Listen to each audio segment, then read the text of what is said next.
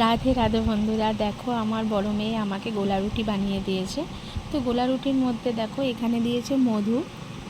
গোলা রুটিটা বানানোর পরে মধু দিয়েছে ওপরে, আর এইখানে দেখো বাটার দিয়েছে।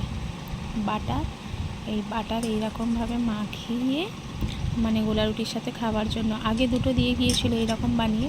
তো খুব সুন্দর টেস্ট হয়েছে খেতে। খেয়ে নিয়ে ওকে বললাম আরও দুটো বানিয়ে দে না। ও আবার দেখো বানিয়ে দিয়ে গেল।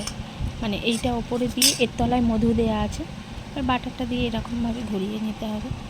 মানে বুদ্ধিগুলো না খুব ভালো ও করে। ভালো ভালো রান্না বানাতে শিখে গেছে ও। অনেক কিছু বানিয়ে দেয়, সব ইউটিউবে দেখে সব এইরকম বানায়।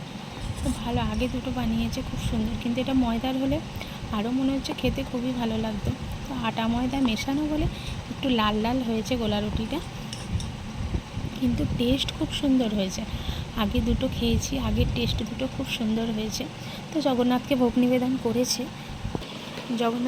নিবেদন করা হয়েছে, কিন্তু জগন্নাথের মুখ এখন দেখতে নেই স্নানযাত্রার পর থেকে। তো তাই জন্য সবসময় এই ভগবানের কাছে পর্দাটা দেওয়া থাকে।